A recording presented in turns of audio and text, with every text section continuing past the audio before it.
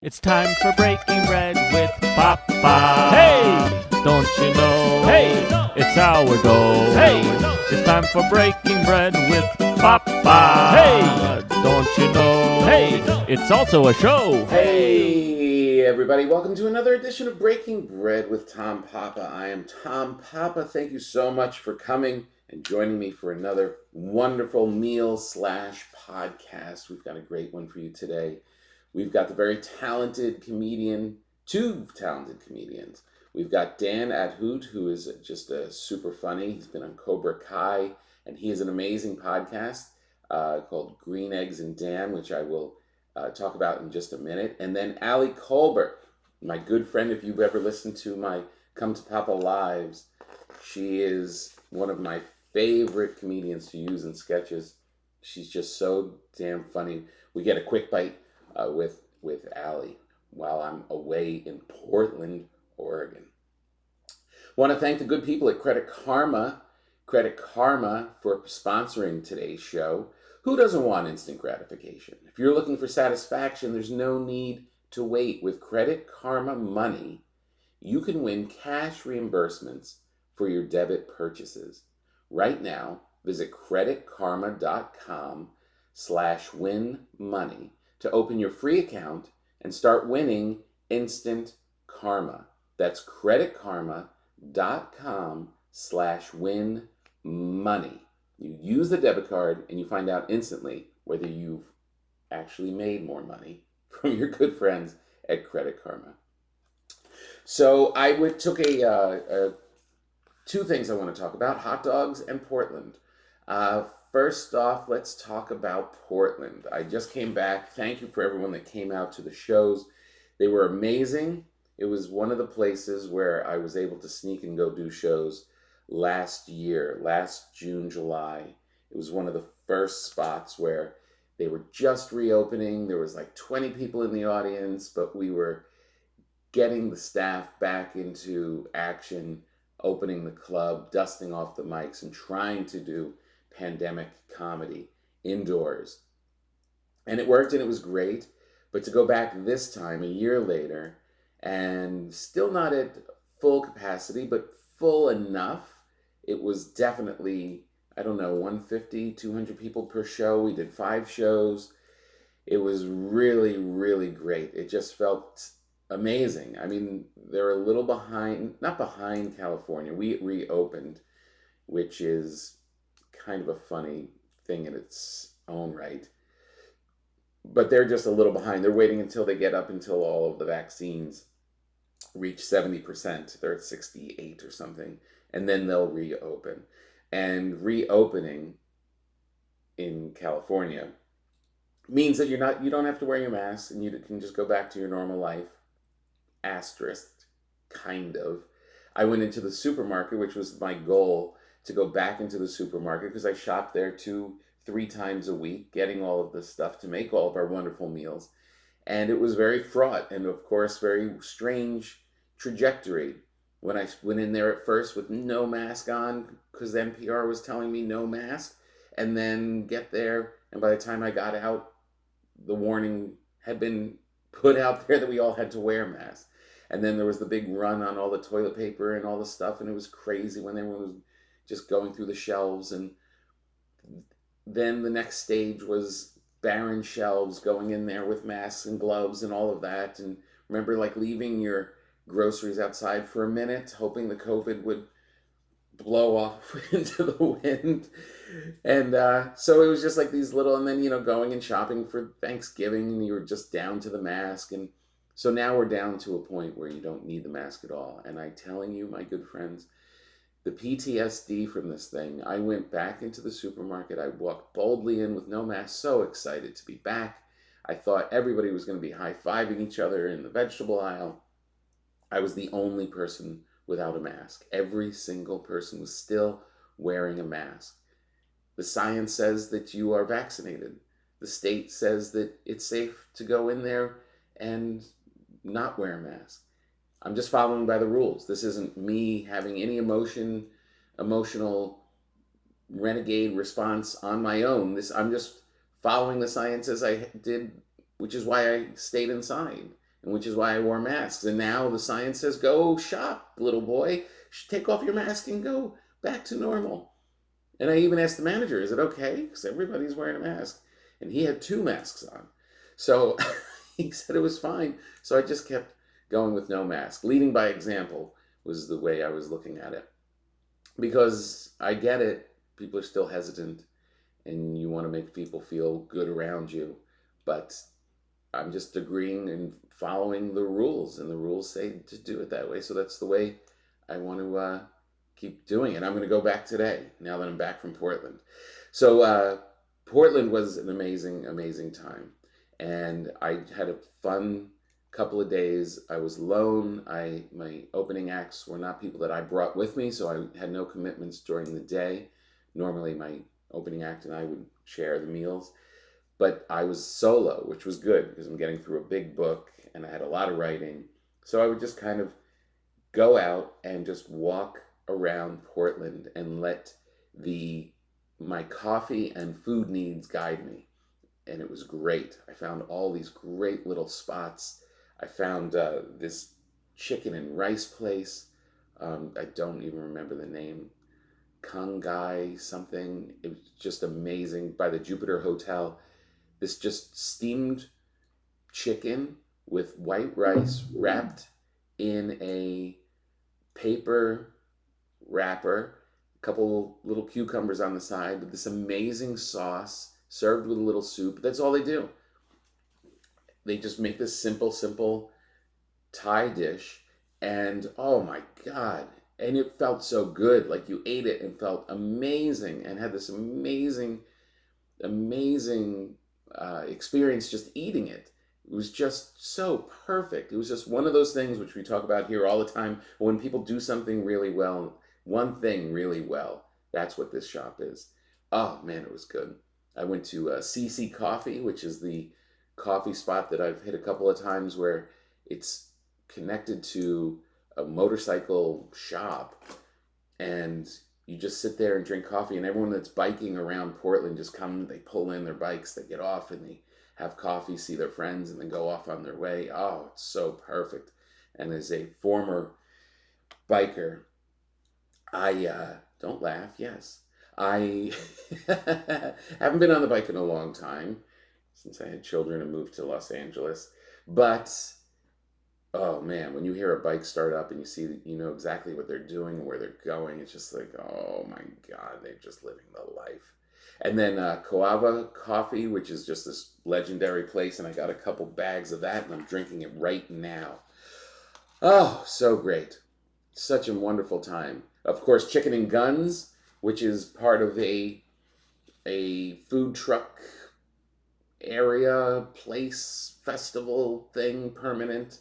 And these people make crazy good chicken with these crispy potatoes. Holy Toledo. I went with the other 2 acts from the show on the first night, and oh, what. There are certain foods that you have a craving for, and you've got to take care of that craving, or you're going to be tortured by your craving. So first night, show over, right over to Chicken and Guns. Great beer place right next to it. Oh, heaven. Thank you, Portland. It was so great, and got so much work done on the set. The stand-up was so much fun. The shows were great. The crowd's amazing. One of my favorite places. One of my favorite places. All right, so quickly on hot dogs. It is grill time. It is time to get out there and live your life. We've had a heat wave here in California. So we had my daughter's birthday. We had some celebrations going on. There was no sitting in the kitchen and making big pasta meals. It was hit the grill, fire it up, get going, grilling corn, grilling vegetables. And then I'm sitting with a pack of Nathan's hot dogs, and I am sitting with a pack of Hebrew National hot dogs. And it's time to end the debate. Now, if you have a hot dog out there that you love, send it my way. Let me know. Send it on Instagram, send it on Twitter. That's probably where I'll see it the most. Facebook, I'll probably see it in a couple weeks. But what is your go-to dog? And it is dog time, and we should be celebrating our lives and forget about what's in it. Forget about the nitrates. Forget about all that stuff. I don't want to hear your belly aching. This is a hot dog safe space. And I fired up the Nathan's hot dog. I gotta say, it was kind of skinny. The taste was good, but it was almost like an asparagus spear. And today, I'm going to break out the Hebrew National, which of course is a beef-based hot dog, and I will be putting Nathan's to the test. And this is just the beginning of the hot dog challenge, because if you buy a pack of hot dogs and you live with vegetarians, you're going to be eating a lot of the hot dogs by yourself. I love Nathan's hot dogs. Let me be very clear. Love them to death. I've been eating them for my entire life. They are my faves. When you walk up to the cart or walk up to the shop and you get that crisp, but they were just bigger and they're more plump. You don't want an asparagus spear as a hot dog. It just leaves you wanting more. No, we're going to twist two together. Come on, Nathan's. Get it together. Okay, we've got a great podcast for you today. We've got Dan Ahdoot, who is a very funny comedian. He's been in Cobra Kai, which a lot of people know him from right now, but he's a very good, very funny stand-up comedian, a Long Island kid. And he loves food as much as I do. His podcast, which I just did, which you should go and listen to, Green Eggs and Dan, is so good. He makes you take a picture of your refrigerator, and then he discusses everything that you've got in there. He doesn't want you to set it up. He just wants you to snap it and be honest. And then it's a great thing to do. It's a great hook for a podcast because it's very personal. And I felt very naked and ashamed at some of the things I had in there. Also some pride because, I know what I'm doing. I'm trying to always have some good stuff in there because I'm always trying to make good stuff. And so, but it's, it's like showing somebody your underwear drawer. It's very exposing. So we have a great conversation. We get into stuff about our families. We get into stuff of great places to hit in New York and LA. And really, really great guy. He's quickly becoming a pal, and we are going to eat a lot together throughout Los Angeles and beyond. So Dan Ahdoot, and then we're going to get a quick bite with Ali Kolbert, who is so damn funny. She's just so quick, so funny, beyond the sketch work that I do with her. We had her on the Come to Papa during the pandemic too, and we mimicked what she does on Instagram, which is field people's questions about relationships and things like that. And she's just so honest and so damn funny about it. I just love her to death. So we're going to do a quick bite with her, and then we're going to have her on the podcast as the lead guest because I just want to keep talking to her. Okay, so let's start off. Let's break some bread with the very funny Dan Ahdoot. Good to see you, Dan. Good to see you too. I haven't seen you since I did your podcast. That is correct, which actually the season has just started. Jacques Pepin kicked us off. Very exciting. If you haven't had him on your podcast, you absolutely should. I'm sorry, who was that? Jacques Pepin. Oh, yeah. It was him and Julia Child, right? They kind of started together, is that right? Yeah, it's pretty fascinating. I mean, he started doing TV before any chefs were doing TV, and it was all public, television. He was making no money on it, and he gave up being the chef for the Kennedys to start doing food for Howard Johnson's, and then that ended up turning into his TV career with Julia Child. And he had so many great stories about just getting hammered with Julia Child while they were shooting. That's amazing. So he's got to be in his 80s now? Yeah, he's up there. He's up there. And he came out with a cookbook. Like he's still slinging books. Jeez, that's amazing. It's nuts. That's amazing. Well, let me start off by asking you. This is my new way of getting into our podcast. What is the best thing you've eaten today? The best thing I've eaten today? I've only eaten one thing today. Oh, and what was it? And it was a smoothie. I don't know if that's even eating. It's all right. It's okay. It went in your body. So that's where your head was at. You're like, I'm not eating today. I'm dialing it in. It's been a busy day, and I was like, let me just shove in a big smoothie, go all day, and then, I did that yesterday, actually. I had I was, I had traveled back from New York where when you get to New York and you haven't been there in a while, you just eat like crazy. yeah. I had like 2 steaks. I had this crazy Where sandwich. did you go?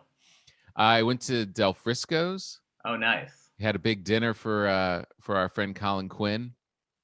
Fantastic. It was his birthday, so we brought some people from the Comedy Cellar and we went and celebrated his birthday. And it was the first time we get these we do these Comedy Cellar dinners like 3 times a year.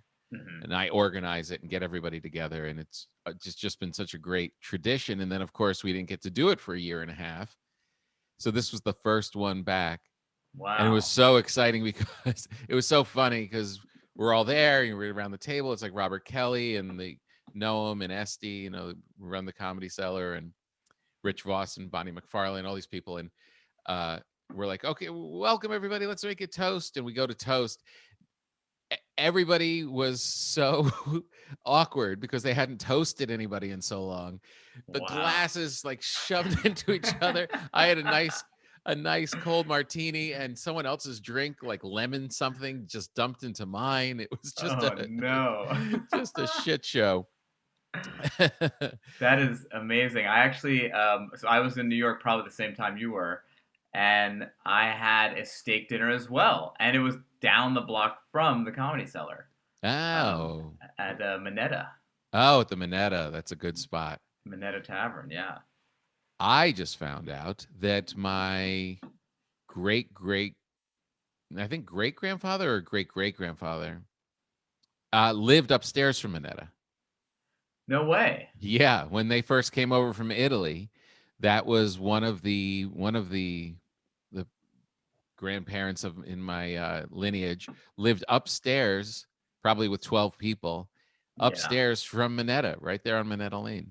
Wow, and as fate would have it, that's become your home club, is right downstairs. So bizarre, really weird. How But does do it you feel do to that? be? You're like part of a Comedy Cellar royalty. Like it's it's a very hard club to crack into. Yeah. Did you lived in New York? Yes, I was in New York for 10 years, and I was 10 years. passed at every single club except for the Comedy Cellar. Did you ever audition? The thing is, I'm not a good hangout comic. I don't like a lot of comics. so the last thing I want to do is like spend my free time with miserable comics. And it's just like, they're not all miserable. A lot of them are great. Yeah. But I mean, that coupled with, I don't know, I've never been a very good hangout comic, which is why I think the Comedy Store and the Cellar are like the only 2 clubs that I'm not past at, because they seem like they're like hangout clubs a little bit. Yeah. I don't. Or at least that's what I tell myself to feel better about not getting past it. Right, exactly. If I'd only hung out. Yeah, but when I got back from New York, and the same thing, I literally was like, my body is telling me I don't need any food right now. And yesterday I was starting to feel a little like I need something, and I made a protein shake. Yeah. And I was like, let me do this as an experiment and see, will this shake sustain me throughout the day? Like, will this be enough? And it was. It was like, this is pretty effective. It's weird because especially in LA, if you're saying I'm having a smoothie, everyone thinks you're on some weird diet. But it's literally like the days where it's like just nonstop work stuff. It just like, I'm gonna eat like an animal tonight. Don't get me wrong. Like yeah. I had a huge veal parmesan last night with like farfalle pasta to start with, and like oysters, and like Whoa. this is not like a way of life for me. This is literally just like function. Right, exactly. It's like I need space food while I'm on my mission. Give me the calories to get through these podcasts and interviews and stuff, and then go nuts. Yeah, that's hilarious. Where did you have that meal? The restaurant that I love in LA, it's called Marvin. Oh yeah, Uh, it's just my neighborhood joint. It's the place where I can that's great. go and Yeah. the chef will like they don't have a veal parmesan on the menu, but they have a chicken parmesan, and he made it with veal for me because I asked him if I could kill a tortured calf, and he allowed it. That type of place. Although I will say, so I just and this is not just plugging. This is literally Mhm.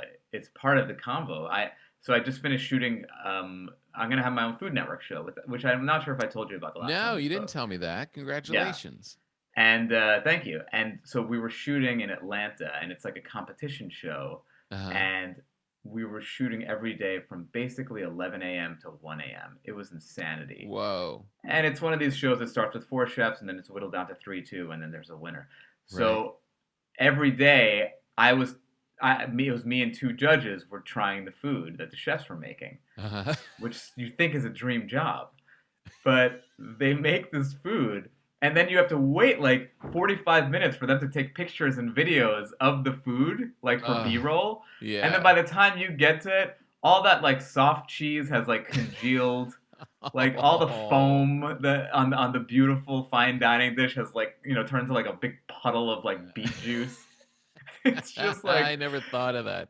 all of the romance that I thought. I was like, this is great. I'm gonna have the best chefs cooking for me. It is like I've never been so turned off by food And then you have after to that. pretend that you're judging it like it's the real For the thing. first time, I mean, Oh, that's it, hilarious. it's That is really something. amazing. So what's the name of the show? Can you It's say? called Raid the Fridge, Raid the and Fridge. yeah, uh, it's basically like a bootleg Iron Chef, like where four chefs get mystery fridges and they have 20 minutes to make brunch, and Right.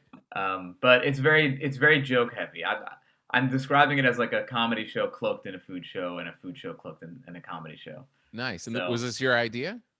no, but it was someone they approached me because of my podcast, which is all Yeah. about what's inside people's fridges. So I um, love that segment, by the way. yeah, it's That was very so fun. great. Just if and Yeah, for everyone listening, you've got to go over and check out the podcast that we did together. yeah, And Green Eggs and Dan, it's called.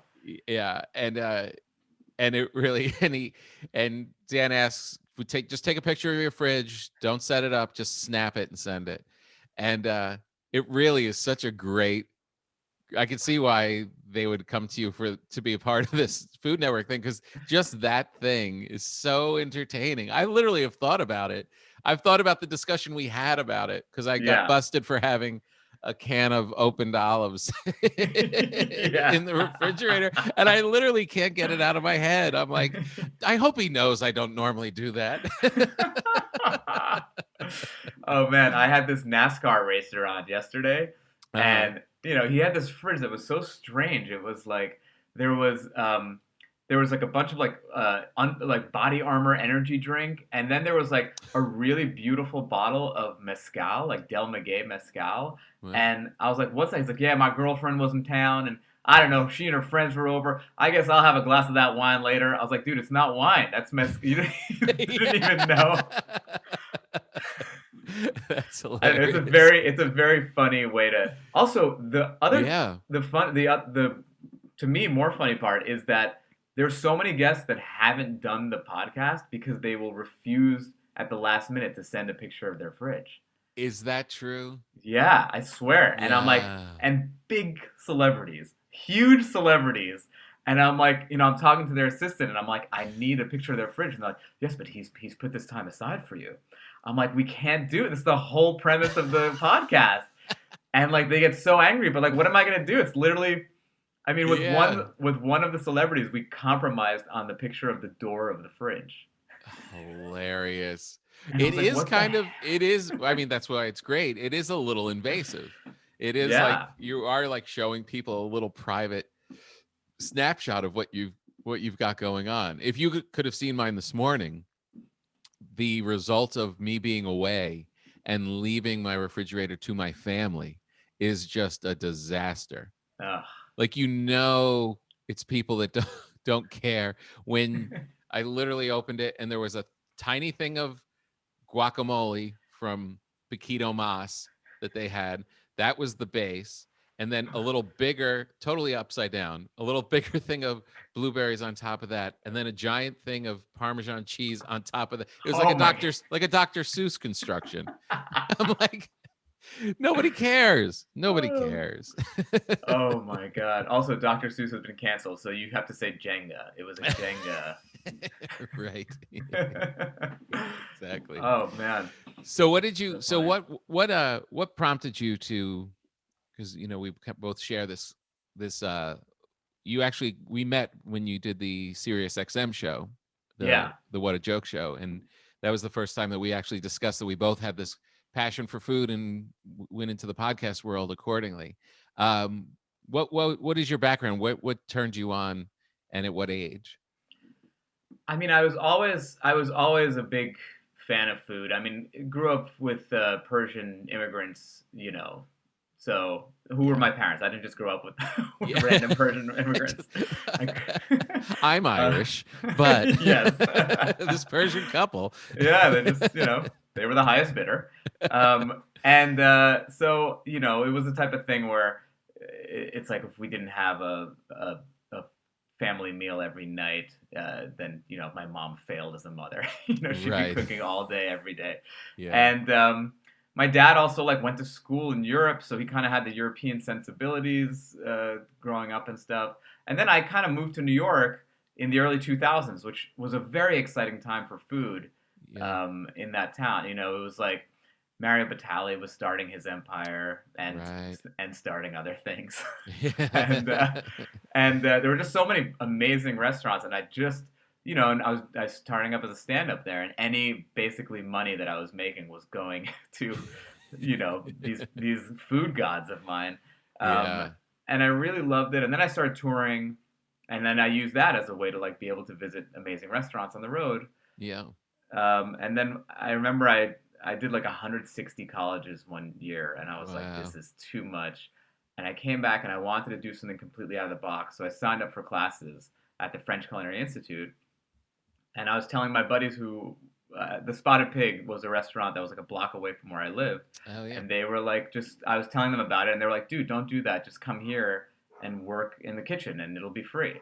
Right. So I was like the kitchen intern for like 2 summers at the Spotted Pig. No way. And I just loved it. And it was this thing where I don't know if you went through this too, but it was like I kind of had I was living a little bit of a double life because I feel like as comics especially Yeah. love to like poo-poo on like fancy food or like, foodie culture in general. It's probably shifting a little more now. Yeah. And I felt like I was living this little double life where I like leave the comics and be like, yeah, I'm just gonna get a burrito and just go home, whatever. And then like, I'd sit down at like Wiley Dufresne's like 3-star restaurant alone. That's so, yeah. amazing. That's so great. Yeah. I've literally have thought about that, and I've brought it up with some bakers that I've had on the podcast. There's a couple that I really just admire, and I just kind of say it almost as a joke, but also it's like if you've ever asked somebody out on a date and you're not sure if you weren't confident enough, so you kind of like phrase it as a joke. So if they laugh and blow you off, you're just like, I was just kidding. I would, but with these bakers, I'm like, I should just come here for the summer and work with you. And they're like, no. But I'm telling you, if they said yes, I would give up doing stand up for a month and go work in a bake shop for Wow. sure. For sure. That is, first of all, I can only assume how much money you're making a month of stand-up. You can probably hire those bakers to come and live with you for the opportunity cost, Tom. But I want to go see how I want to go be told explicitly why I should never think of opening up a bakery. Oh yeah, I will say I would never ever. It took any of my little imagination like fantasies of like starting a restaurant went out the door after working in a restaurant. Right. And I no longer complained about the premium that I pay at a nicer restaurant because everyone in the back, they were like they were so crazy OCD to the point where right now I have like a 2-day stubble. I would get yelled at like, you got to shave, man. You like shaving and like your fingernails and like everything was so clean and sanitary, and so this is Wow. pre-COVID, and it was Yeah. like Yeah. I was like, oh, I get it. This is worth the premium. It's like knowing how much care they give to. They would throw things out that were even slightly wilted, like, Amazing. it was cool to see. Yeah. I was thinking about that the other day when I took out. It was right before I was hitting the road, and I was going to make dinner for the family, and I was going to make a salad. I really wanted a salad. I took out this romaine, and sometimes you take out romaine, it doesn't look that great. You start peeling it and see like how much is good inside here. Like, do I have anything? And it was still like kind of questionable. I was like, no chef would ever cook with this. I'm like, what am I doing? Just throw it out. Change up your ideas. Just be like, hey guys, I made a romaine pesto. It's a new thing. Yeah, right. Just mash the hell out of it. It is amazing, like that other end, like when you talk about when you go to places and there's all that care and there's just like it's a whole nother level and you can just Yeah. feel it as soon as you walk in. And then when you think about being on the road, some of the places you've eaten that are so far on the other end of the spectrum, Hmm. like it's like, well, of course we didn't get COVID because our bodies are are stronger than anybody else's on the planet. Yeah, it's I remember I was in it's Boston nuts. once. I was in Boston, very beginning of my career, with Ian Bagg. Do you know Ian Bagg, the Yes, comedian? yes. Great Canadian comedian. And we were at this horrible place in Boston. We had no money. It was like a bar restaurant, afternoon for lunch, upstairs, pool tables. It was like some mafia thing was happening here. We thought this is where you get lunch. And he brings out she brings out Ian's sandwich, and it's like a sandwich with this like sad pickle next to it, and drops it in front of Ian. And Ian said, excuse me, this was supposed to come with fries. And she goes, oh no, honey, it comes with a pickle. And she literally stroked the pickle with her finger. It comes with a pickle. Come on. And walked away. Oh And of my course, God. he ate the pickle. I kind of love it. Like there's times when like a server can do something so extraordinarily crazily rude that you kind of just have to get on board with it. Like I remember I went to a restaurant with my dad and Yeah. he ordered the wine and the wine comes and it was like something it was like a whatever 2004 and my dad ordered a 2006. Uh-huh. And my dad's like, excuse me, this is the 2006. And he's like, oh, I'm so sorry. And he took his pen out and he X'd out the 6 and put a 4 and then put it back on the table. Oh my, the balls. We couldn't help but die laughing, though. It was so funny. That's so perfect. Oh my God. Did you ever work in restaurants as a kid? No, I never No. did. Which is probably why I don't have much empathy for bad service. Right. You Yeah. know, friends of mine who used to be servers, like they have such a high tolerance for awful service. Like everything is like, oh, Yeah. he's probably just having a bad day. It's like he just hit on my fiance. Like this is I know. But there is that thing. I bus tables in high school, and it does give you a different perspective. You're like, all right, I know. Not only do I respect them for what they're doing, but I'm scared of what they'll do to me if I start stirring up shit. right. I 100%. I'm definitely very judgy of friends or dates that I go on, and like how the people treat the servers. I think is a fantastic litmus test for what Yes. type of person they are. Oh, 100%. You know? 100%. It's like, well, Yeah. what's this side of this person here? Yeah. Although I think I've boxed myself in with too many pet peeves where like What do you mean? just like I don't know, like even like people when someone has their phone on the table, I hate it You because should. You it's should like hate that. yeah, like we're just waiting for the light to go off and then I lose you. I lose your attention. I just hate it. Yeah. Yeah. I mean, you can keep talking, but I have options. Yeah, just know there's a ticking time bomb on the table. Right. Go ahead. Bring up an interesting story or what you think is an interesting story. Yeah, exactly. I mean, and I have a friend who does it incessantly, and now his wife just had a kid, Mhm. and And now that's his excuse. He's like, dude, but the kid. I'm like, no, you did this before. Like, you can't now use the kid as your excuse for why the phone is, on the table all the time. Yeah. Ugh. So so you're single Yeah. and you want to take someone out. Mhm. Will you show them, kind of casually show them your knowledge by taking them to a really nice place? Or is it on a case by case basis? It's very tough, actually, because it's like, no, I try not to. I don't know. Like, I'd like to go to like a nice place, but I also don't want to go to a place that I'm a regular at, because if it's Uh-huh. not a good date, then I introduce them to a great place, Right. and then they're gonna start going there, and I don't want that to happen.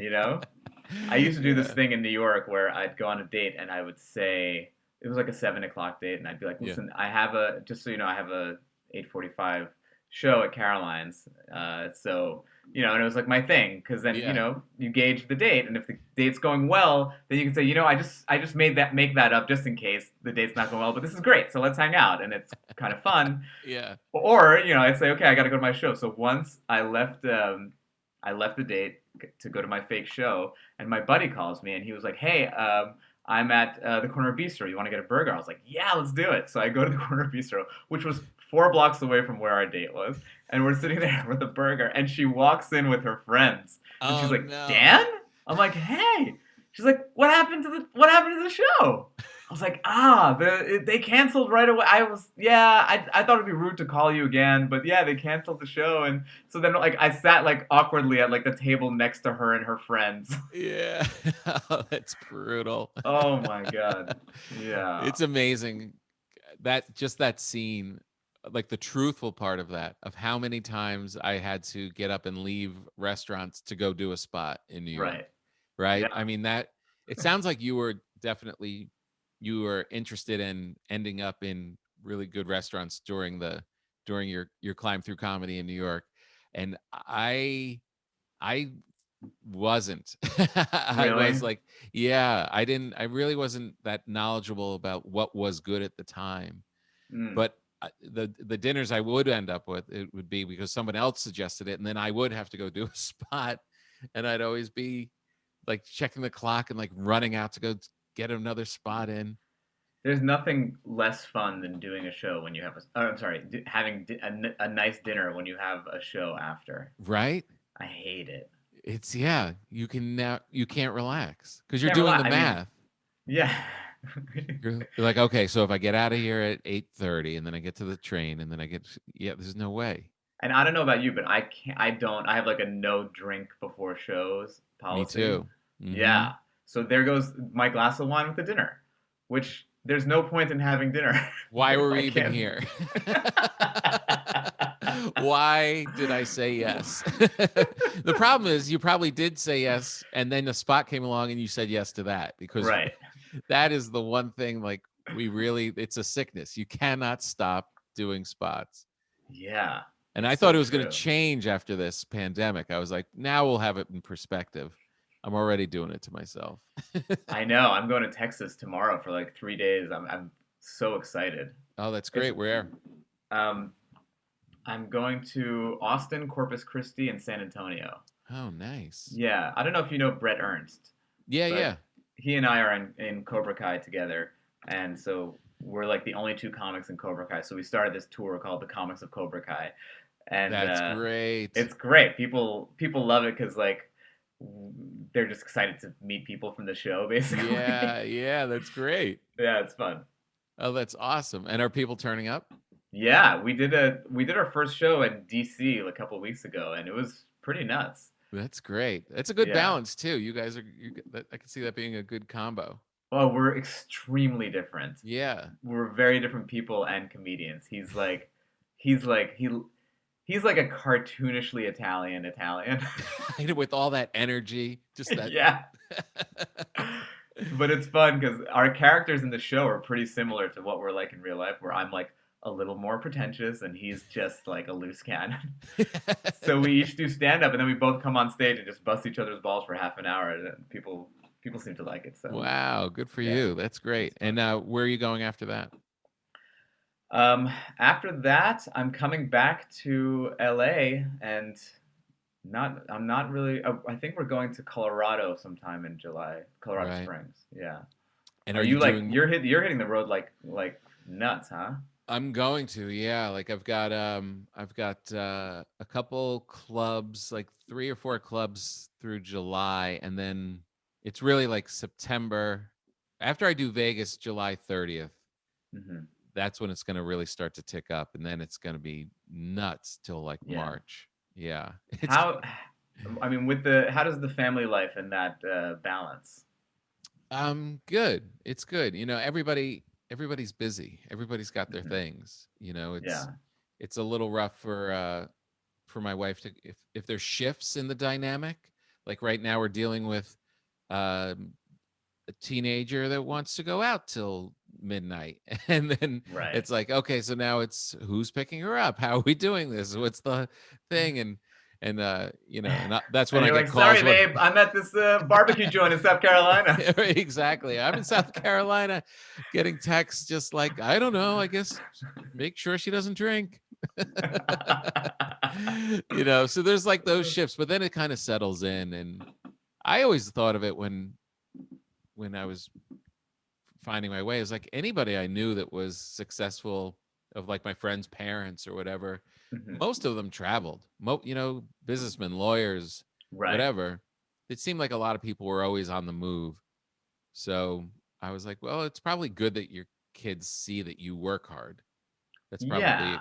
a better lesson than me sitting there trying to impart wisdom that they're not listening to. Yeah, it's so true. My dad was traveling a ton when I was growing up, and he was like selling Persian rugs. So at Oh least we're not wow. doing that. Wow. We have a Really? more He fun sold job. Persian rugs? You must have had nice Persian rugs. Oh, I mean, it was overkill. It was too much. Really? It was like he used our house as like a place to store inventory. It wasn't very tastefully done. When you go Like, to those Persian stores in New York where they're just like six oh feet yeah, high stacks of oh yeah, that was my dad's store. I was playing on top of those stacks.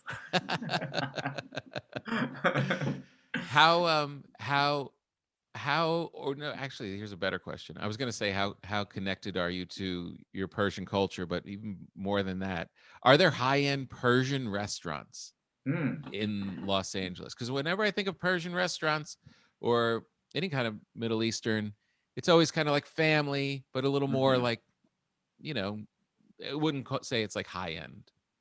Yes, Persian Persian food in America needs a moment that it hasn't had yet. Yeah. All of the food that you have in Persian restaurants are basically it's like 3% of the canon of Persian food. Right. It's usually kebab heavy.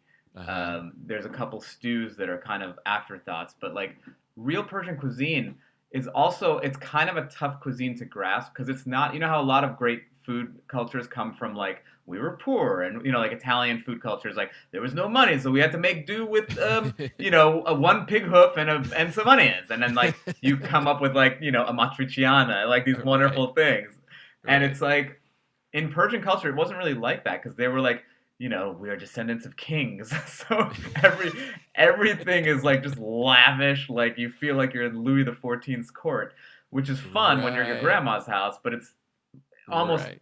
impossible to recreate yourself at home. Um, Right. like I had this moment of like Persian pride where I was like, man, I can cook Italian food, I can cook French food, I can cook all this. Why can't I cook Persian food? I'm only gonna try to cook Persian food. And I realized I can't cook Persian food because I don't have 17 hours free during the day to tend to something, which is what it takes. But I do think that Persian cuisine, the best way to describe Persian food to people who've never had it is Yeah. it's like Indian food, but imagine the spice has been replaced with herbs. So it's super Wow. fragrant. It's very fresh. It's exciting. But we don't have our David Chang. We still need Right. Right. like our a chef who is going to bridge those two worlds of like the new world and the old world. Yeah. So since we don't have that, all we have is the old world and then the old world being taken to restaurants, which is like it's just they're all kind of cheesy, a lot of neon lighting. Right. Yeah, yeah. No, I totally get that. That's a great description, by the way. That is a perfect description. My Yeah. I had a friend in New York. her family was from Iran, and she would bring these rice dishes that were just, I literally had never tasted it before. I Yeah. literally, and it was that, yeah, that herbal thing, like this certain pop to it. Like your eye Yeah. would say, maybe this is going to taste like Indian food, and then yeah, it's not. It's very Yeah, different. Yeah. that's an amazing kind of thing. Well, if your podcast and your Food Network show put you in a position, you could open the place, bring in the chef, because you're right. I mean, Yeah. all kidding aside, when you know that there's something so profoundly beautiful and delicious out there that hasn't really caught in the culture, it's going to come, Right. Right. right? It's just a matter of when. I mean, there is one guy in New York who is starting to do stuff that kind of blew my mind. I haven't eaten his food yet. I've just seen it on Instagram. Uh, But he's doing very inventive things with Persian ingredients. Look, the other hard part is that Persian parents are super traditional, and they're uh-huh. very like you get yelled at if you do anything outside of the norm.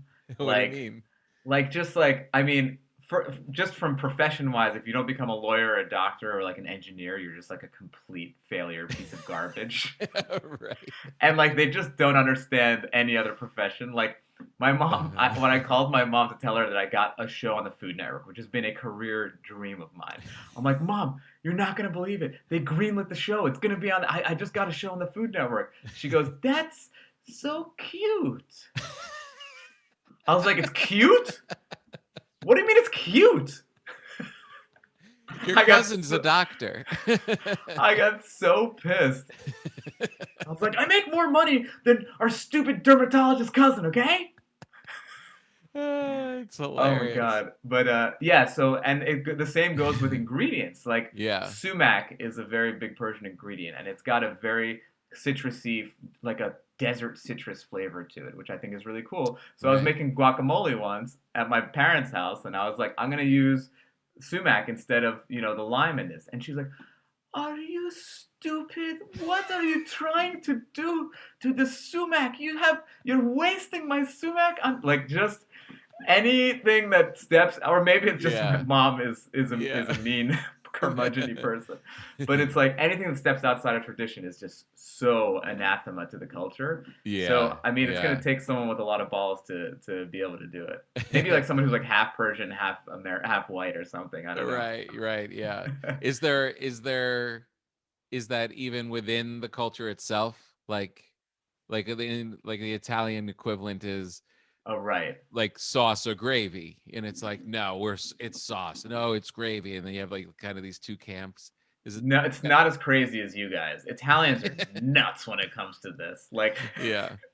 like you'll have a beautiful pasta. I'm like, that was garbage. Why? Oh, because they used the olive oil from Abruzzo instead of the olive oil from Campania. I'm like, what do you just? Can't you Right. just enjoy it? Exactly. What are you doing? Yeah, Italians are just. It's like I feel like everyone else is passionate about food, but Yeah. Italians are just like lunatics about food. I know, it Like really is just true. lunatics. Like I went to this place. It was a pizzeria in Paris, and they said it was one of the best pizza places in Paris. And it was like this guy from Italy opened it up, and the waiter comes Yeah. over, and I was like, "What's your favorite pizza?" And he's like, I don't eat the pizza here." And I was like, "Why not?" He's like, "They don't use the mozzarella from mozzarella needs to be." Only one day after they make it, you eat it. This mozzarella, it's 3 days. I'm like, what? Just eat the fucking pizza. Like, No, it's like an offense. It's yeah. literally like, oh, how dare, it's repulsive. He literally was like, the only time I have it is if my mom overnights the mozzarella and I bring it to the restaurant. Then I'll have the. I'm like, man, Amazing. you guys, like, pump the brakes a little bit. Is your mom still around? Yes, Is she is. still a good cook? She's fantastic. Yeah. Yeah, she's an amazing cook. I mean I love going to New York because she knows that that's the way to my heart. She'll ask me for my orders before Oh, that's great. arriving, and it's awesome. No, That's great. I can't cook with her. I can never cook with her. Why? Like it's a nightmare to cook with her. Because she's so mean. She's so mean, and she just doesn't think that I'm good. Like, also, she's like, she doesn't splurge on like knives. Like she has these awful like IKEA knives that Right. were like in the as is section of IKEA. So like the handle's like an awful color that no one wanted to buy. It's like a teal handle Right. on an awfully dull serrated knife that she's using as her chef's knife. I'm like, Mom, get a fucking good knife. Like you're killing What me. would she do if you gave her it as a gift? Would she just be Oh, like, "Oh, that's cute," but not use it? she would be so angry that I spent that much money on. She hates when I spend money on her. She just Really? hates it. Like she abhors it. That's hilarious. It's Oh, she's got to be an amazing cook. She sounds like a great personality. she is. She's an amazing cook. Absolutely. So when you were talking earlier, I was actually thinking about this as a By the way, bit. she also has a lot of money. Like she just likes to play Right. like poor person cosplay. Right. I'm like, Mom, why It's are you adorable. like literally during the pandemic where I was like, Yeah. you can't leave the house. She like I call her and she's on the and I'm ordering everything from Amazon or from Whole Foods to the house. Yeah. And I call her and I hear like this is before she gets the vaccine. I hear like a beep in the background. I'm like, Mom, where are you? She's like, I nowhere. Why? I'm like, I hear a beep, Mom. Where are you? She's like, I came to the supermarket. I'm like, why? She's like, there was a coupon for LaCroix water, and it was $3.25 instead of $4.25. So she drove like to a supermarket 25 minutes away during COVID. I was like, Mom, I'll order you the LaCroix. No, I don't want. She's frugal. That generation called it frugal. Meanwhile, her stock portfolio is going through the roof. Right. Oh, it's amazing. When you were talking earlier about the foodie culture and that kind of a thing, and how comedians weren't really into that kind of thing, and I think it's literally because of the word foodie. It's an awful word. Isn't it a terrible word? It's an awful word. There's got to be something cooler. Like we have similar passions for really nice wine, for really good food. You're really kind of educating yourself, really want to pick out and try and find the best things that you can possibly find. These things shouldn't be captured in the term foodie. It's an awful word. It's an awful word. I do a bit about how it's just like it's such a pretentious word. Like if you want to see how pretentious it is, try explaining what it means to someone from a third world country. It's like, oh, I'm a foodie. What does that mean? Yeah, I really, really, really like food. Oh, I also really, really, really like food. I'm also a foodie. No, you don't understand. It's like, but it's true. We do need a new word. It's like, yeah, I don't know. And like it's not quite a gourmand is just as bad. Yeah, And that elicits like, I feel like you need gout to be like a gourmand. Yeah, exactly. You know? Yeah, just swimming in butter. Yeah. Butter up to your neck. Yeah, animal fat. Yeah, but there's that Maybe thing, that's our mission. We have to come up with it. Yeah. Like did you ever read Jim Harrison? Do you know Jim Harrison? He was an author. What has he written? He wrote a really big lunch is his collection of essays from Esquire.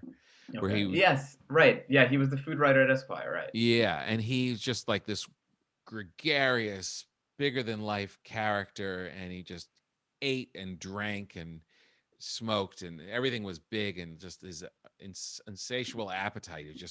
And he also like hunted in Michigan. He was like a man's man kind of a guy who loved all that stuff to excess. Like you could not call that guy a foodie. Right. No. He'd punch you in the nose. But he's so much more passionate and more knowledgeable than anybody that would say they're a foodie. Right. Like I'm trying to think like what would you call him? He would probably just like say hungry. Yeah.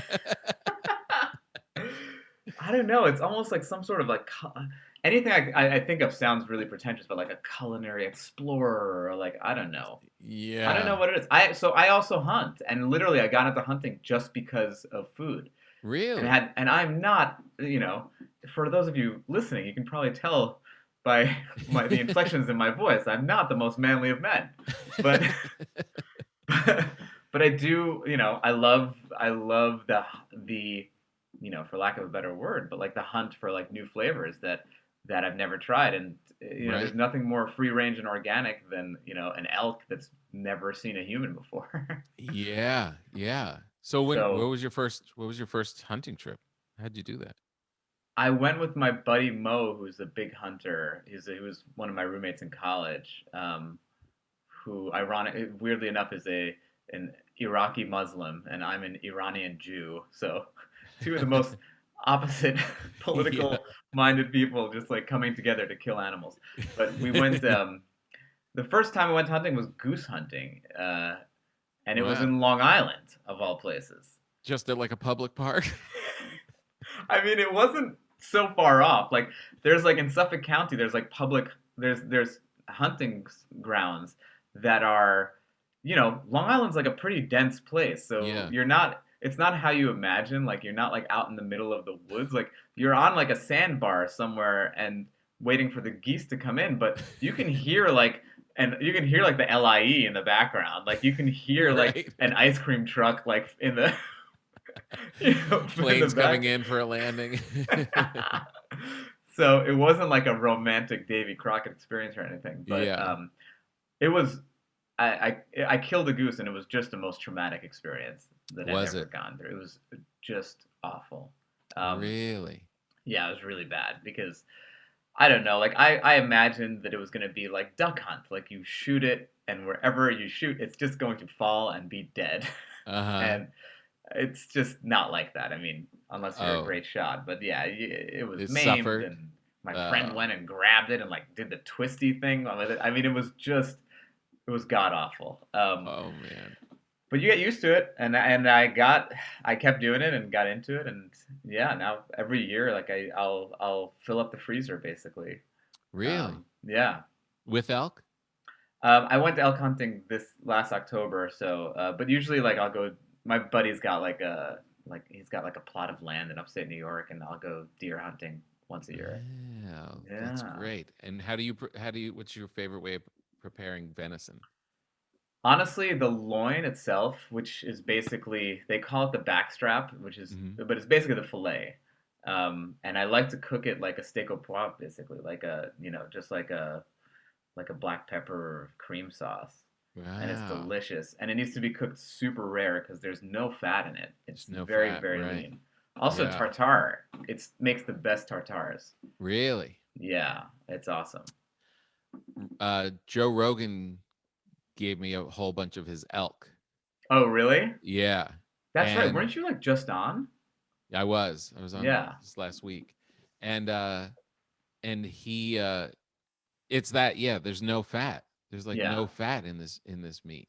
And I was asking about right. like what to do with all this chopped meat because there's all this chopped stuff. And he said just uh add fat to it, add butter, like almost shave butter Hmm. and mix it in, like if you were to try to make it into a burger kind of a consistency. Yeah, you could do butter. You could cut it with some ground pork, or as the Italian, and you get some guanciale, Oh yeah. chop that up real small and put it in there. But Yeah, that's smart. this is another place though of my two worlds colliding that are like, a lot of hunters aren't foodies, for lack of a better word. So it's like, Right. and a lot of them don't like. I've befriended a bunch of hunters, and we'll go eat it at their houses, and they don't know how to cook the game. They don't know how to prepare Right. it, and so it Right. tastes awful. Like if you don't get it right on game, it's really bad. And I'm like, how do you guys Yeah. eat this stuff? And they're like, oh, Dan's being the pretentious foodie guy. I'm like, let me cook it for you, and then I'll cook it. And they're like, oh my god, this is Yeah. a lot better than I thought it Right, exactly. You don't just would. suffer through it. I have a friend, my friend Ryan's a great chef, and he was telling me if you're cooking game, chimichurri, which Mm, is basically parsley, olive oil, and garlic, hmm. and a lot of salt, more Yeah, salt than you think. And man, you just make a whole bunch of it, and then you can kind of yeah. keep it in the fridge and serve it with whatever. And with wild game, he really was right. It changed everything. I was like, oh man, what a pop. It just brought out all the flavor. Yes, and there is a little bit of funk to every game, so you need, I think, a strong flavor to pair with it. And chimichurri, man, those Argentinians know what they're doing with steak, you know? So Yeah, God. that chimichurri is like my go-to, and it's so easy to make. It It's is. It's the really easiest. easy. I know. And then ever since he told me that, every time the impression of me coming back from every trip to the supermarket is, parsley. It's like you should just always have a ton of parsley in the house. Yeah. It's honestly, if I have any greens that are starting to go bad, I'll make either a bootleg chimichurri or a bootleg pesto. Oh, really? Yeah, always. And it's a great way to give things a second life. Oh, that's clever. So like with Yeah. what? Like with you mean like with old basil or With any old green? basil, even arugula, like an arugula pesto you can do. Oh, Yeah. I mean, it's they're both just different versions of like herb sauces, right? And right. once you're mixing it with some vinegar and some olive oil, you're basically pickling it. So it's preserving. Right, right, right, right. Yeah. Ah, very clever. Very Yeah, yeah. clever. All right, These are so these are fun things I can't normally talk about on comedy podcasts. So I know, right? Exactly. We could just talk about it for days. Oh, I Uh, love it. You're my kindred spirit, Tom. Likewise. Are there any places I should try in Los Angeles that I might not Yes. know about? A place that I plug a lot is this place Nambankan. I don't know if you've heard of it. No. It is a yakitori place, and yakitori is basically it's like Japanese kebabs is the best way to Okay. describe it. But they're like very small kebabs, and it's usually chicken is the main ingredient there, which might sound boring, but they the things they do with this poor chicken, they they get pieces and parts of it that are just like they'll have a skewer of like just like crispy chicken skin, or like a skewer Right. of like if you're into offal, like they'll have like liver or Right. just like this one part of dark meat, like a little circle of it that they just like put them together so it looks like almost olives on a stick. And Right. it's cooked with this like very, very expensive, hard to find charcoal called bitochan. Sounds like Uh, Bitcoin kind of. right. And this place does it so well and so authentic, and it's not that expensive. And you walk in and you just feel like you're in Tokyo. Um, Really. What's I the was name of during. it again? It's called Nanbankan. I'll Nanbankan. text you the Okay. name later. It's in the West Side. But yeah, like during the pandemic, like I was like, man, there were two things I was worried about. I was like, I hope my parents don't die of COVID, and I Right. hope Nanbankan doesn't close. That was Oh, it. this is perfect. This is perfect. I'm gonna go this week. Yeah, it's great. It's a really awesome place. Yeah, if we're in town together, I will take you. You can be my guest. Yeah, I would love it. I would love it. Yeah. And if you tell me that you have a spot at the Improv at 8:45, I'll know what your expectations are. Oh man, water with yakitori just sounds awful. It's like it's made to have with beer. Like it's a Right. I no, we know. It's can't. really funny. I think comedy is the thing that stopped me from being an alcoholic. It was like Yeah, because of that rule I don't drink before a thing, it just cut down on the drinking. And then when all the 100%. gigs went away, it was like, well, game on. Totally. Well, thanks so much, Dan. This was really great, and I think we're going to do a lot of these. I think we should check in from time to time for sure. I appreciate it. Thank you, Tom. It's such a pleasure as always. All right, man. I'll see you soon. All right, man. Bye. So there you go. That was Dan, right?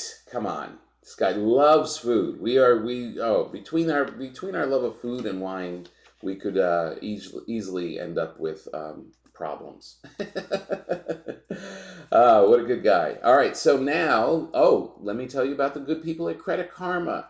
Credit Karma Money is a brand new checking account where you can win cash reimbursements for making purchases.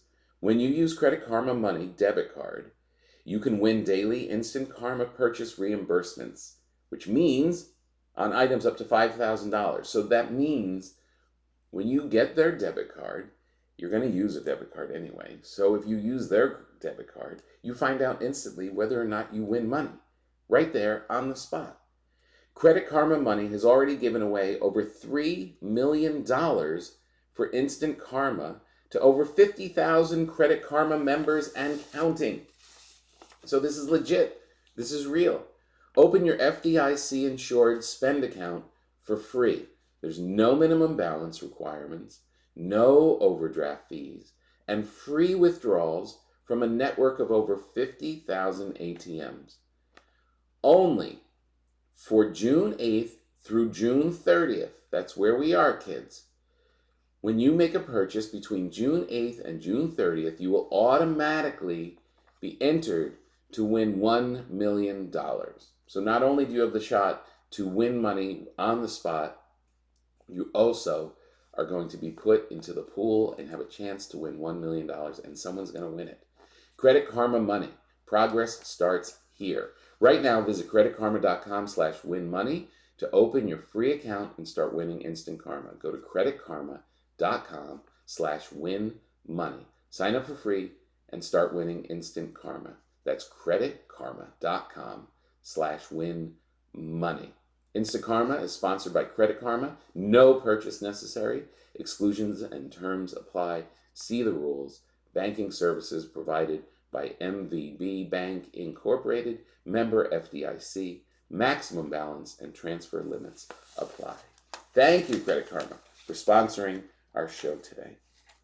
All right, now it's time for a quick bite with Ali Kolbert. I called her from Portland when I was on my journey, and we have a very funny conversation. You were going to love her. She didn't realize she was on the podcast at first, which is hilarious. And so you get the real Ali Kolbert, which is she's always real. As soon as she finds out, it's the same Ali. I love her to death. You will too. Enjoy a quick bite with Ali Kolbert. Ali, Hello. how's it going? I'm good. How are you? Are you in LA? I'm in Portland. Ah, cool. I know. I'm trying to be really cool. I'm walking around pretending like I know where all the cool coffee shops are. I've never been, but I've heard great things. I think you would do well here. I gotta go. I gotta make I that. actually picture you being more comfortable in Portland than in your new home of Los Angeles. Oh, really? Okay. Maybe I'll head out there. It's a little more cynical up here. Oh, that's good. Yeah, that's really good. How is it going in LA? I've been trying to figure out. You have I'd say a snarky New York attitude, and now you're in the land of sunshine. Yeah, I mean, it's been good. I've been getting acclimated to the comedy scene here. Mhm. And just trying to figure out the lay of the land. But it's nice to be here, and it's nice to have good weather and to kind of take a break from New York City for a little bit. Yeah. A lot of people started to burn out a little bit there in New York. Yeah, I felt that way, certainly. So it's been nice to be here. So have you surprised yourself? Are you rollerblading, or did you find yourself taking trapeze classes? Anything that all of a sudden you're wait a minute, who am I? Yeah, definitely. I've been going on a lot more hikes. I'm already way healthier. I'm not having white cane sugar. I spend way too much money at Air One. I'm eating all this gluten-free stuff. Every week I think I might be vegan. It just happens to you. It's slowly, but then you don't even see it happening. Do you feel better eating that way? Yeah, I feel better. It's everyone around you is doing it, so it's easy to fall into doing it. It's not even a choice. It just happened to me. Yeah, it's you go to a party and you're oh, there's just vegan snacks. I guess that's what I am now. Yeah, totally. It's really exactly that. When I bake my bread, and everyone was well, how does that work in Los Angeles? Nobody eats bread. And it's well, they don't when they're out and making a stance, but on their own, it's the person who really has Ben and Jerry's hidden behind the Right. frozen veggie burgers. Yeah, totally. Yeah. They snap and then just go insane. Yeah, exactly. How long are you in Portland? I'm going to be here till tomorrow. I've got 2 more shows tonight, and then Cool. and then fly back for Father's Day. Oh, yeah, you're a dad. Yeah, I'm a dad, and this is my nice. gift. This is how cool a dad I am. I don't get home till 3 in the afternoon, so everyone's off the hook. I'm sure they'll celebrate you tomorrow night. Yeah, it should be okay. It should be good. Cool. So, tell me about your new podcast. I hear that you were. This is perfect.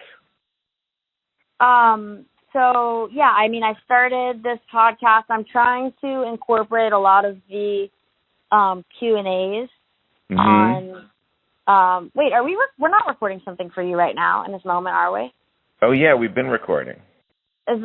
Are you interviewing me for your podcast? Yes, you're on the podcast right now. Oh, okay. Sorry, I didn't know if you were gonna have me do like a sketch or something. Oh no. I'm a guest on your podcast right now.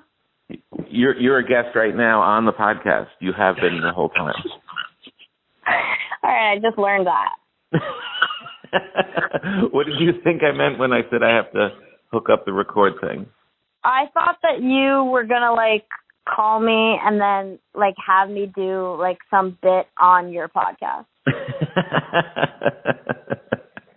No, I want you to do the regular. I want you to be the lead guest on the podcast soon. And I figured, well, we do the quick bite version where I just get to talk to you from the road for a minute. Oh, okay, cool. Yeah. I definitely, I didn't know I was a guest on your podcast. Yeah, I thought we were just catching up on the phone. Yeah, that is what we're doing, but other people get to hear it. Oh, okay. Yeah, so the Ali Kolbert Show podcast is basically like a place to kind of couch the Q&As and the like confession videos that I was doing on Instagram because they were so fun. And I wanted time to like respond to them in a more like lengthy, meaningful way, and also to be able to like kind of go off into my own stories and things that they remind me of. So we've been doing some of that, but I have found that people are more hesitant to leave a voicemail than they are to just write in a really long message. I think they find the voicemails to be intimidating. Oh, that's okay. You can just read them, right? Right. So I'm sort of figuring out the rhythm there, and I just think podcasting in general is like you just have to get into the flow of it. Like I'm not totally familiar with like owning that format and being in like such, I don't know, it's different. It's different than other things I've done, so I'm still getting used to how to work it. Yeah, I could see that being a little bit of a thing, but you're so funny when you do your Instagram responses to people's questions. It's so funny. I mean, I can only imagine that would translate to the podcast very nicely. Oh, thank you. So I've been doing that, trying to get back on. What's funny to me too about your responses is they're very funny. They're no bullshit responses to people's like kind of whiny questions about whatever. And you're actually very on point. Like you really are just like, no, break up with that guy immediately. And it's like, yeah, that makes perfect sense. Thank you. I feel like the advice is oftentimes good advice. Sometimes it's a little misguided. But yeah, I definitely think that a lot of the time it's on the money, even if it's like harsh with the delivery. That's another thing though that I feel like LA has like helped me with is just like there's all of these like coaches and like wellness leaders and they give like such thoughtful advice, but it's not ever as severe as it should be. But I've kind of taken a note from some of the. I look at the people that do the life coaching and the wellness thing a lot like the guys who decide to clean pools. It's like, I don't really want to really work, but this is pretty easy to start. You think that cleaning pools is like a easy entryway job? Yeah, I feel like I don't have to deal with a boss. I just got to get some equipment and go skim a couple places, and I'll be good. And that's what you think of as life coaching? Yeah, I feel like we could literally hang up right now, and I could announce I'm a life coach now, and Right. and I am. Right. Yeah. I mean, every person, you meet people here who their life is in shambles, and they're a life coach. Right. I mean, I met a girl here. She's an aspiring model. She lives with her mother like an hour outside of the city, and she is a life coach. And I was like, why are you living with your mom? She's like, I lost my house. I'm like, you're not in a position to be advising others. Right, exactly. But that's it's so weird. I know people. They have their life is a complete disaster, and they're like. Also, how can you be? Yeah, sorry. Yeah, that's okay. Yeah, but I can help you. Right. I'm like, how can you be a life coach when you're like? First of all, these life coaches are like 24. I'm like, wait until you really get into life. Yeah, exactly. It's like you have no experience. Yeah, no, a life coach, you should not be able to call yourself a life coach unless you're older than 60. Yeah, I would agree with that. Yeah, you got to be at least 60. Yeah. Well, we've got to get together. I don't like that. I mean, now that things have opened up in California, it's a lot easier. But we haven't. You've been there a little bit, and we haven't seen each other. That has to change. Yeah, when you come back, we gotta. I mean, I don't know. You're only back for little spurts, right? And then you're always flying away to your second family. Yeah, that's true. And I can give you a life coach consultation on how to have multiple families around the United States. I'm like, Tom Papa does it right. Yeah, I would love to see you when you're in LA and you have a minute. It would make my week. All right, that'd be great. And you'll have to come on to the podcast in person, and we can sit and break bread together and eat all the things that you're not allowed to eat with your new friends. That would be amazing, and you'll have to come on mine, and we can respond to the questions that people write in with, which will be fun. Perfect. All right, Ali, take care of yourself. All right, Tom, enjoy Portland. All right, love you. Love you, bye.